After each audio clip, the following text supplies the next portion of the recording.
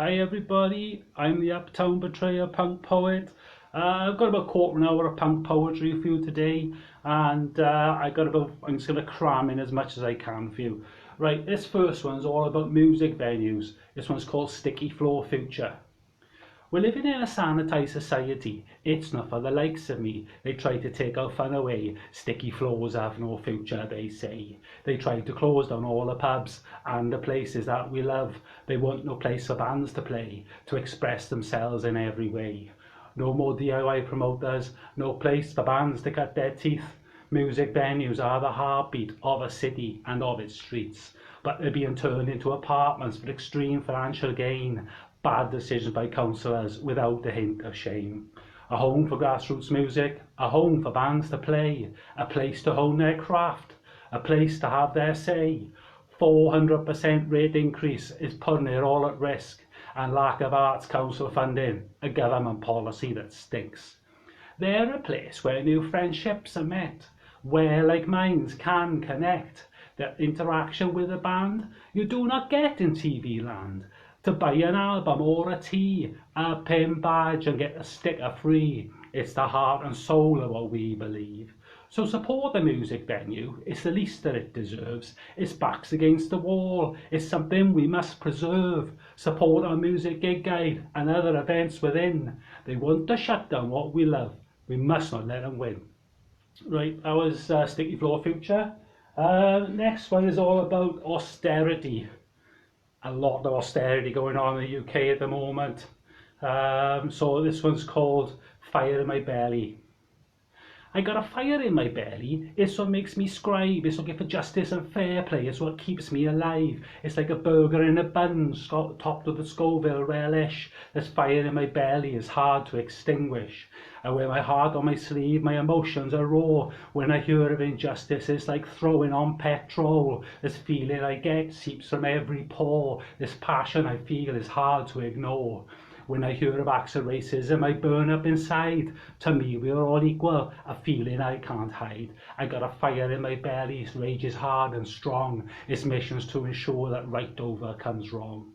Some people have money, some people have not. But the gap is increasing by tyrants and what they plot. We've got poverty-stricken children with a stunted education who will have to work hard all their lives to make the best of their situation. Politicians with no morals that people seem to trust send families to food banks, which turns my stomach in disgust. These people line their own pockets who should hold their heads in shame. They thrive on people's suffering. We all know their game.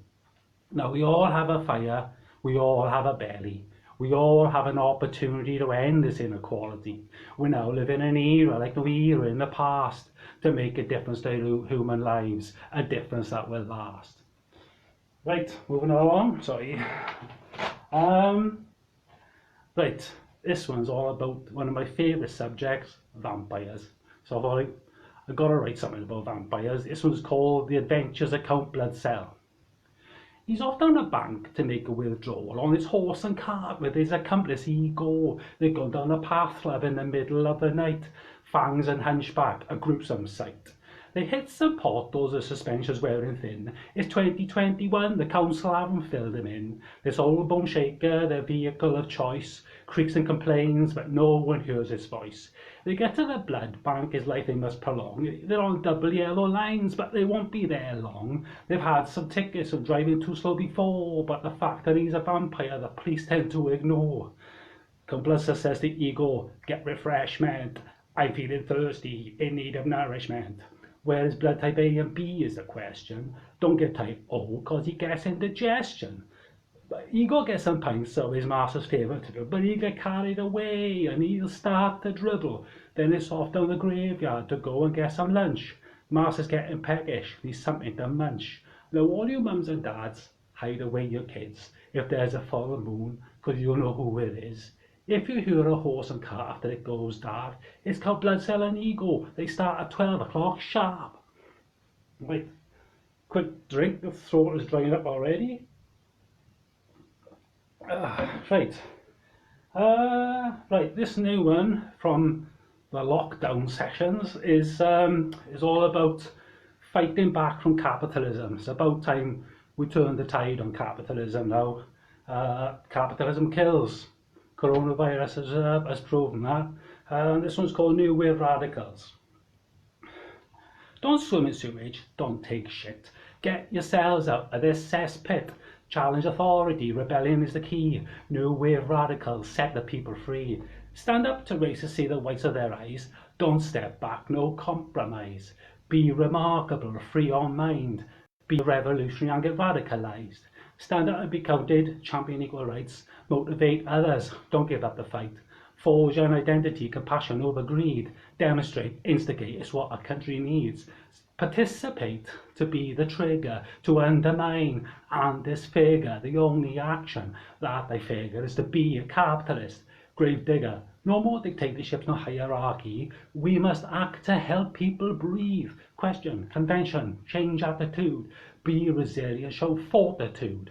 Fight against injustice and exploitation too. Campaign with intelligence, don't give in to ridicule. Anti-establishment, rebel ideology. New Wave Radicals, the system change, part D. Right, this next one is all about Tory voters. I'm not keen on Tory voters, but don't get me wrong, not all of them are bad. This one's particularly about those who put an X in a box, and it kind of hikes up tuition fees, waters down workers' rights, and then those people complain when things don't go their way. This is called narcissistic Tory voters. Arrogant, conceited, who think it's all about them. Big-headed and pretentious, fucking bare ends. Self-important, self-absorbed, narcissistic Tory voters. People I have bought, they get put an X in a box that cuts benefits, hikes up tuition fees, penalises the sick. Then they get all stroppy when they don't get their own way. They think they're so much better than you and me. Cutting legal aid is what they believe. Workers' rights they cannot conceive. Then they'll tell you all their problems. They'll ask you for advice. These two-faced bastards aren't very nice. No thought for others, no empathy. They belittle people and don't feel aggrieved. Take advantage of decent folk with an ego lifelong. It's always someone else's fault when things go wrong. Tax cuts for the rich, go fox hunting too. Some voters do not understand, they can't see what they do. Follow themselves, head up their arse. Narcissistic Tory voters with a soul bypassed. Don't be like them if you want to be my mate with a bad attitude that they demonstrate. If you care about others, you've got to understand in mind, and you're not a Tory voter, we'll get along just fine. Right. Well, again, oh, that was not long. Right, this one is about being yourself. Don't fit in with conventionality. This one's called No Robot. Be individual, be independent. Don't let them tell you what to do. Have your own identity. Express yourself freely. Make sure you're comfy in your shoes. Keep inspiring, keep achieving, no matter what some people say, because they will try to bring you down, push your face into the ground, ignorant in every single way. Don't be no robot. Make the most of what you got. Aim to reach the standards that you set. Get away from the screen. Get fulfilling all your dreams. Only one opportunity you get. Don't do propaganda. Don't be manipulated. Find out what the truth is for yourself. Have a challenge in mind. Leave the doormats behind. Don't just go and sit there on the shelf. Be innovative. Be creative. Just make sure you're good to yourself. Keep your soul fed. Keep it content. The rest will then take care of itself. Right. 3 more left for you. This next one is all about these boys, my sideburns. I get some nice remarks off of people, and I get some cheeky remarks off people as well. This one is called Sideburns. I think I've seen a rude boy back in '79. That convinced me that I should grow mine. I was totally mesmerised with what I'd seen, seeing sideburns on a rude boy age 14. Now you can call them mutton chops or whatever you like, but to me they're an inspiration. Take that bloke, get on that bike. I'm talking about Bradley Wiggins, medal winning Olympian. Since he went and shaved them off, a race he has not won. Most people seem to like them. It makes them want to smile. It makes them go and cogitate the times gone by. Like when they saw George Best or JPR going up the line. It makes them go and reminisce of when I had mine. Some women like to cop a feel of what they think is great. Men nod in approval and say, nice burns, mate. The history of sideburns is something of distinction. This I can prove with these people that I mention. There was Abraham Lincoln and even Wolverine, rock and roll stars Elvis and Chuck Berry. Then there was Tom Jones and superhero Mr. T. The list is endless of people with sideburns, you see. Now I was totally inspired with this identity. Sideburns would be the thing that would make me me. I recommend you do the same, to yourselves be true. Search for your own identity to make yourselves be you. Right, this next one is all about my sort of people. People who support the smaller gigs, the smaller music venues, don't fit into conventionality, don't take in the mainstream, be themselves. This is for the alternative crowd. There are too many clones in our society. They all look the same as far as I can see. Oh, so shallow, what a way to be. It's not the lifestyle that suits me.